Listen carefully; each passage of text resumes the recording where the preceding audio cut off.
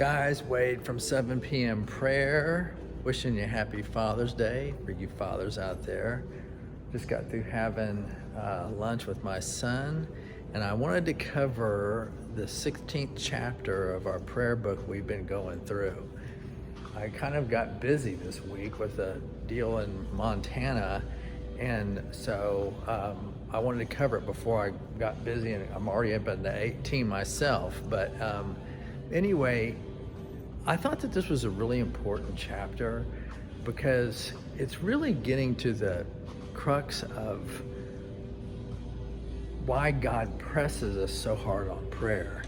And a big part of it is just that he basically, in sending Jesus here, he made it to where he now has counsel from someone who has been a human being on this planet, who is his son, that can now, as his son, hears our prayers and intercedes for us to the Father.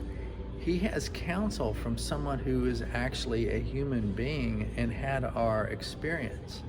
So from just a caring about us standpoint, it's pretty amazing because God actually went to the trouble to be able to see and feel what it was like to live as one of us on this earth. And then Jesus, as our elder brother, as the first of the children raised, can now go to the Father for us and intercede with our prayers in a knowing position.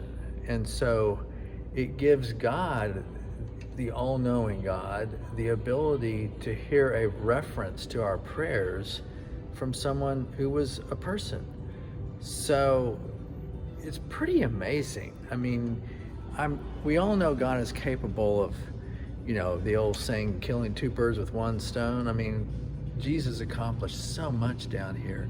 But it hadn't really registered to me until I read this chapter that prior to Jesus coming, he didn't have a first-hand reference for being a person on this earth. He could be an observer, but as a first-hand reference of going through that, he didn't have that counsel. Now he does. And he had already, prior to Jesus, and then obviously in the New Testament as well, really emphasized the need to pray to him. So his investment in Jesus coming down here only furthered his commitment to us praying to him and the importance of that and what could be accomplished with that.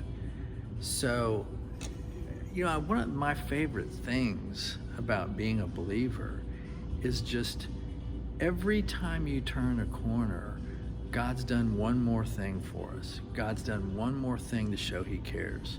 God's done one more thing to make it known that he wants to have a relationship with us.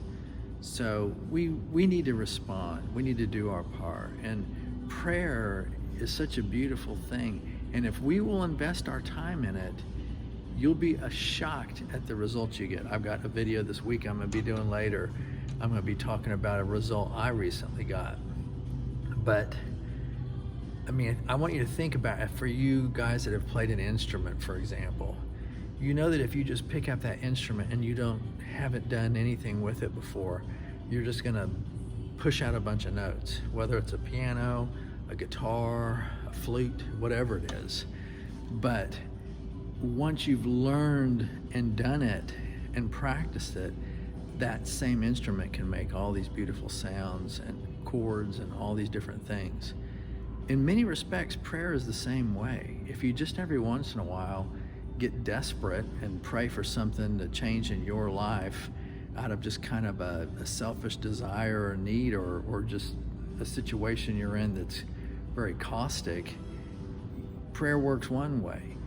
When all of a sudden you're working it in and talking to God as an active part of your daily life and it's important to you, and you're praying for your world, you're praying for your friends, you're praying for family, you're asking for God's guidance in matters of your own life relative to how you can get to know Him better and how you can be of service to Him and others, prayer all of a sudden takes on a whole new melody.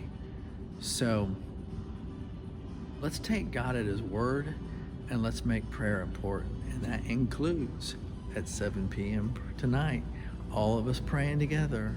What would it look like, all of us Christians praying together at 7 p.m. over all these different matters?